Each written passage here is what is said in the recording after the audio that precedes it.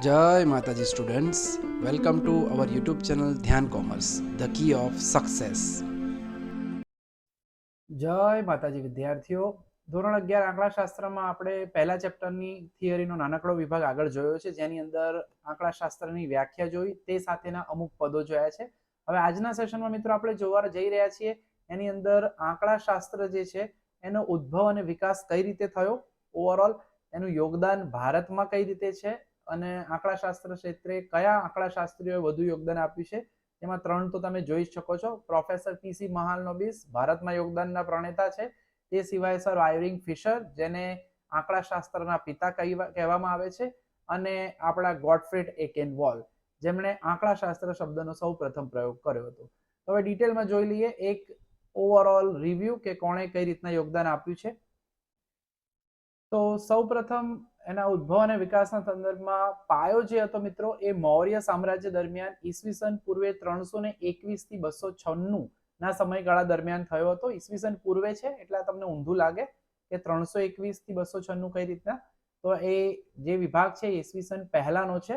ભગવાન ઈસુ જે છે, જીસસ ક્રાઇસ્ટ, એના બર્થ પહેલા, એટલે એને ઈસવીસન પૂર્વે કહેવાય છે. ઇંગ્લિશમાં એના બિફોર ક્રાઇસ્ટ કહેવાય છે.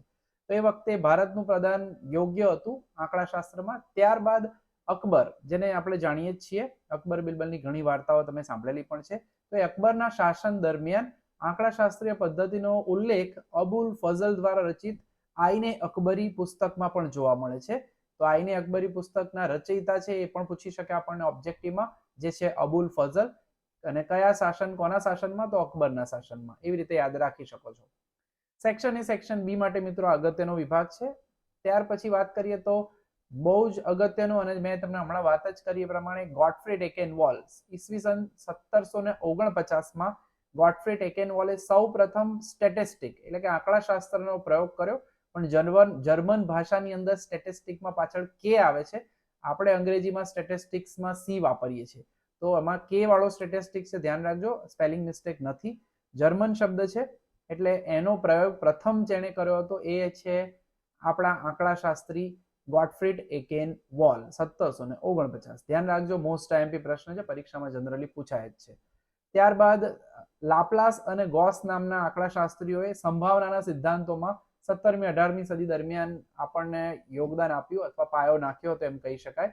ત્યારબાદ 1834માં લંડનની અંદર સૌપ્રથમ સંસ્થા અથવા તો સૌપ્રથમ સંગઠન રોયલ સ્ટેટિસ્ટિકલ સોસાયટી, જેને કે ગુજરાતીમાં કહે છે રોયલ આંકડાશાસ્ત્રીય સંગઠન, એની સ્થાપના થઈ અને શરૂ કરવામાં આવી હતી 1834માં લંડનમાં. ત્યારબાદ 19મી સદીના અંત અને 20મી સદીની શરૂઆતમાં આપણા પ્રશ્ન પૂછાય છે, કાર્લ પિયર્સને ગણિતીય આંકડાશાસ્ત્રની રચના કરી. પ્રશ્ન પૂછી શકે છે કે કોણે ગણિતીય આંકડાશાસ્ત્રની રચના કરી? તો આપણે જવાબ આપવાનો રહેશે કાર્લ પિયર્સન. મિત્રો, આ પ્રશ્નમાં સૌથી અગત્યનો મુદ્દો હવે આવી રહ્યો છે, જે છે ફિશર. સર આયરિંગ ફિશરને આંકડાશાસ્ત્રના પિતા કહેવામાં આવે છે. તેમણે બહુ જ રિસર્ચ, સંશોધન કર્યા છે, બહુ જ આંકડાશાસ્ત્રમાં સંશોધન કર્યા છે. ઉપયોગ માટે પણ એમને ઘણા બધા સિદ્ધાંતો આપેલા છે આપણને, જે 12મા ધોરણમાં આપણે ચેપ્ટર્સ ભણીશું એમાં ફિશરનો ઉલ્લેખ થશે, ત્યારે એની વધુ ચર્ચા કરીશું. તો ફિશર જે છે એમના આંકડાશાસ્ત્રના પિતા કહેવાય છે. આ પણ એક અગત્યનો પ્રશ્ન છે. ત્યારબાદ છેલ્લે જે આ ઉદ્ભવ વિકાસના સંદર્ભમાં છેલ્લું પાસું, એ છે 1930 દરમિયાન ઈ પિયર્સન અને જે નેમાન, એમણે પણ આંકડાશાસ્ત્રના વિકાસમાં નોંધનીય ફાળો આપ્યો છે. તો મિત્રો, આ જે છે ઉદ્ભવ સમયે જે પણ સમયગાળા દરમિયાન વિકાસ થયો એની વાત થઈ. હવે ભારતમાં ઉદ્ભવ અને વિકાસ અથવા ભારતમાં આંકડાશાસ્ત્રને કોણ આગળ લઈ ગયું તેમના વિશે જોઈ લઈએ. તો મિત્રો, ભારતમાં જે આંકડાશાસ્ત્રનો વિકાસ થયો એમાં સૌથી વધુ યોગદાન આપ્યું છે તે છે પ્રોફેસર પીસી મહાલનોબિસ, જેનું પૂરું નામ છે પ્રશાંત ચંદ્ર મહાલનોબિસ. તેમણે ભારતીય આંકડાશાસ્ત્રીય સંસ્થા એટલે કે ઇન્ડિયન સ્ટેટિસ્ટિકલ ઇન્સ્ટિટ્યૂટ ISI ની સ્થાપના ઈસવીસન 1931માં કોલકાતા ખાતે કરી. ત્યારબાદ 1941માં કોલકાતા યુનિવર્સિટીમાં સૌ પ્રથમ અનુસ્નાતક કક્ષાએ આંકડાશાસ્ત્ર વિષય શીખવવાની શરૂઆત પણ અહીંયા થઈ. ત્યાં સુધી માત્ર સ્નાતક કક્ષાએ જ શિક્ષણ પોસિબલ હતું. એટલે આંકડાશાસ્ત્રીય જે છે એનું અનુસ્નાતક કક્ષાએ એટલે પોસ્ટ ગ્રેજ્યુએશનમાં શરૂઆત પ્રશાંત ચંદ્ર મહાલનોબિસ એમણે કરી હતી. ત્યારબાદ 1950માં તેમણે રાષ્ટ્રીય નિદર્શ તપાસ, જેને ઇંગ્લિશમાં નેશનલ સેમ્પલ સર્વે NSS તરીકે ઓળખાતું હતું જૂના જમાનામાં. એ સંસ્થાની સ્થાપના કરી અને માહિતી એકત્રીકરણનું કામ એમણે હાથ ધર્યું. ત્યારબાદ મિત્રો આ સંસ્થા જે છે અત્યારે હાલ NSSO ના નામથી પ્રચલિત છે, એટલે કે રાષ્ટ્રીય નિદર્શ તપાસ સંગઠન, પાછળ સંગઠન લાગી ગયું છે, તો આ પણ યાદ રાખજો, આનું ફૂલ ફોર્મ તમને પૂછી શકે અંગ્રેજીમાં. ત્યારબાદ ભારતીય ખેતી વિષયક આંકડા શાસ્ત્ર સંશોધન સંસ્થા, જેને Indian agricultural statistics research institute IASRI તરીકે કહેવામાં આવે છે, એનો પણ ભારતના આંકડાશાસ્ત્રમાં વિકાસનો અગત્યનો ફાળો છે, જેમાં પણ એમણે મદદ કરેલી છે.